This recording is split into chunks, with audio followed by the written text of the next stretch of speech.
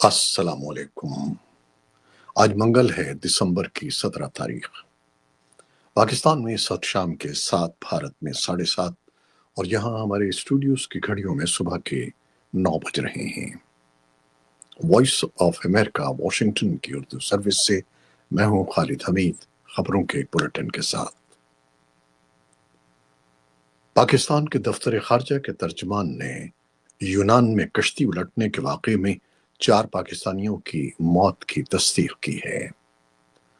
ترجمان دفتر خارجہ ممتاز زہرا بلوچ نے میڈیا کو بتایا کہ یونانی حکام کی فراہم کردہ تازہ معلومات کے مطابق کشتی الٹنے کے واقعے میں موت کا شکار ہونے والے پاکستانیوں کی تعداد 4 ہے۔ انہوں نے کہا کہ یونان کے دارالحکومت ایتھنز میں پاکستانی مشن زندہ بچ جانے والوں کی مدد اور میتوں کی وطن واپسی کے لیے مقامی حکام سے رابطے میں ہے۔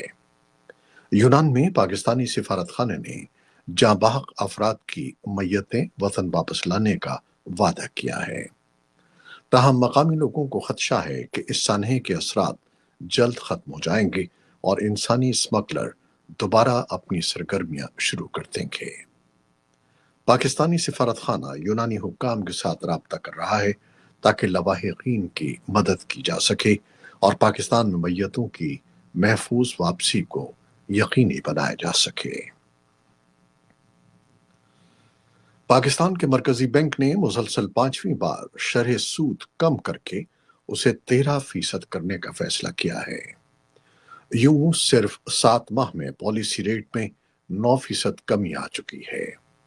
اقتصادی ماہرین اسے بنیادی طور پر معاشی استحکام قرار دے رہے ہیں، لیکن ان کا یہ بھی اصرار ہے کہ اس معاشی استحکام کا مطلب عام آدمی کے لیے فوری ریلیف نہیں ہے، کیونکہ عام آدمی تک اس کے ثمرات پہنچنے میں ابھی وقت زیادہ لگے گا۔ دوسری جانب تاجر رہنما اب بھی شرح سود میں کمی کو ناکافی قرار دے رہے ہیں۔ بھارت نے ملک بھر میں وفاقی اور ریاستی انتخابات بیک وقت کرانے کا بل ایوان زیریں لوک سبھا میں پیش کر دیا ہے۔ وزیر قانون ارجن رام میگھوال نے منگل کو ایوان میں اظہار خیال کرتے ہوئے کہا ہے کہ ون نیشن ون پول انتخابی اصلاحات کا طویل عرصے سے زیر التوا حصہ ہے جو قانون کو متاثر نہیں کرے گا۔ اپوزیشن جماعتوں کا کہنا ہے کہ حکومت کی جانب سے پیش کردہ بل بھارتی آئین کے اصولوں کی خلاف ورزی ہے۔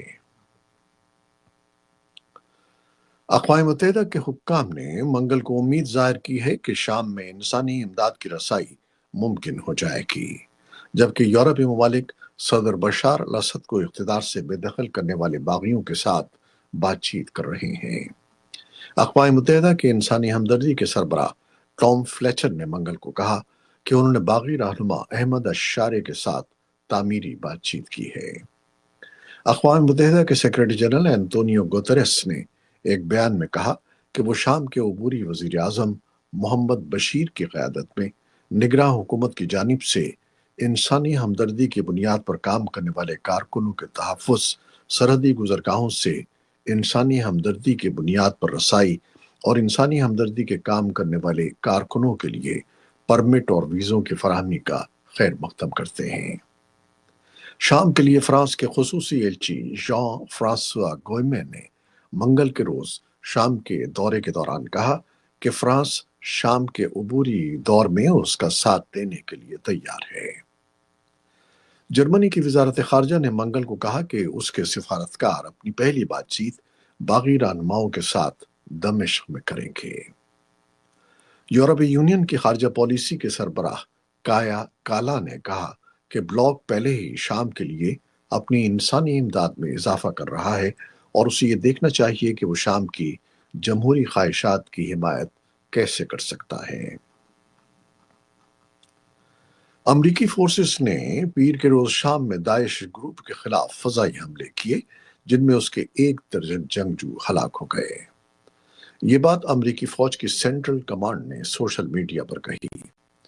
یو ایس سینٹرل کمانڈ نے سوشل میڈیا پر داعش یا اسلامک اسٹیٹ گروپ کا مخفف ISIS استعمال کرتے ہوئے کہا کہ داعش کے لیڈروں، کارندوں اور کیمپوں کے خلاف ISIS کو تباہ کرنے، صلاحیت کو کم کرنے اور شکست دینے کے جاری مشن کے سلسلے میں کیے گئے۔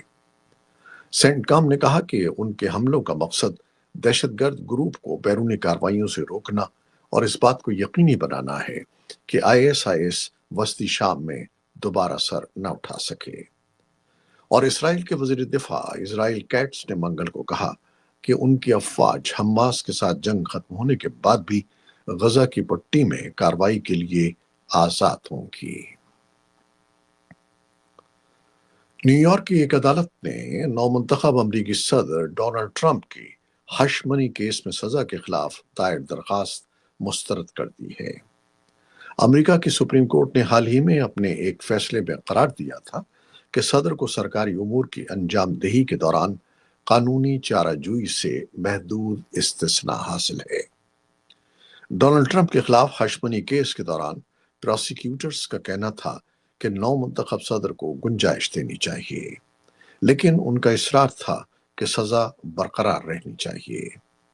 ہش منی کیس میں درخواست مسترد ہونے پر ٹرمپ کے وکلاء نے فوری طور پر اپنا کوئی موقف نہیں دیا ہے۔ روسی حکام نے بتایا کہ منگل کو ماسکو کی ایک سڑک پر ایک بم دھماکہ ہوا جس میں روس کی نیوکلیئر، بایولوجیکل اور کیمیکل ڈیفنس فورسز کے کمانڈر سمیت 2 افراد ہلاک ہو گئے۔ رائٹرز اور ایجنسی فرانس پریس نے یوکرین کی SBU سیکیورٹی سروس کے ذرائع کا حوالہ دیتے ہوئے کہا کہ یوکرین اس حملے کا ذمہ دار ہے۔ روس کی تحقیقاتی کمیٹی کے مطابق دھماکہ اس وقت ہوا جب لیفٹیننٹ جنرل ایگور کیریلوف اور ان کا معاون جنوب مشرقی ماسکو میں ایک اپارٹمنٹ کی عمارت سے نکل رہے تھے۔ International federation of red cross and red crescent societies IFRC نے social media platform X پر لکھا ہے کہ اسے خدشہ ہے کہ اس کے 200 سے زیادہ رضاکار بحر ہند کے فرانسیسی علاقے مایاٹ میں آنے والے طوفان کے بعد لاپتہ ہو گئے ہیں۔ حکام کو تباہ کن طوفان کے بعد مایاٹ میں سینکڑوں ہلاکتوں کا خدشہ ہے۔ حکام نے پیر تک 21 ہلاکتوں کی تصدیق کر دی ہے، جبکہ 45 افراد کی حالت نازک بتائی جاتی ہے۔ ہفتے کو آنے والے طوفان چیڈو کے بعد جزیرے میں ہر طرف تباہی پھیلی ہوئی ہے۔ فرانس نے امداد کے لیے بحری جہازوں، کشتیوں اور فوجی طیاروں کا استعمال کیا ہے، تاہم اب بھی کئی علاقوں تک امداد نہیں پہنچ سکی ہے۔ فرانسیسی حکام کے مطابق گنجان آباد جزیرے کی آبادی 3,20,000 سے زائد ہے، جس میں مسلمانوں کی اکثریت ہے۔ سن 2024 بڑا ہنگامہ خیز سال رہا۔ اس سال کے دوران انتخابات، آب و ہوا کی تبدیلیاں، مظاہرے، مہنگائی اور انڈوں کی بڑھتی ہوئی قیمتیں مسلسل خبروں میں رہیں۔ لیکن ان سب کے باوجود لوگوں نے کتابیں پڑھنے کے لیے وقت نکال ہی لیا، اور کئی کتابیں لاکھوں کی تعداد میں فروخت ہوئیں اور دلچسپی سے پڑھی گئیں۔ ہمیشہ کی طرح فکشن کی کتابیں ہاتھوں ہاتھ بک گئیں۔ سابق اور مستقبل کی امریکہ کی خاتون اول میلانیا ٹرمپ کی یادداشتوں پر مبنی کتاب اپنی اشاعت سے قبل ہی لاکھوں میں بک گئی۔ مشہور گلوکارہ ٹیلر سوئفٹ کی کتاب نے کامیابی کے جھنڈے گاڑ دیے۔ سلمان رشدی کی خود پر ہونے والے حملے سے متعلق کتاب سن 2024 کی اہم کتابوں میں شامل ہے۔ یہ تھی وہ خبریں جو فیس بک لائیو آپ کے لیے براہ راست پیش کی۔ ہماری ویب سائٹ اور پوڈ کاسٹ پر یہ بلیٹن آپ کے لیے پوسٹ کر دیا جاتا ہے۔ آپ ہمارے بلیٹن کو شیئر کرتے ہیں اور اپنے کمنٹس میں اپنی محبتوں کا اظہار کرتے ہیں، جس کے لیے ہم آپ کے بے حد ممنون ہیں۔ اپنی ان کاوشوں کو جاری رکھیے گا۔ نیوز پروڈیوسر عائزہ عرفان اور نیوز ایڈیٹر بہجت جیلانی کے ساتھ خالد حمید کو اب اجازت دیجیے۔ اللہ حافظ۔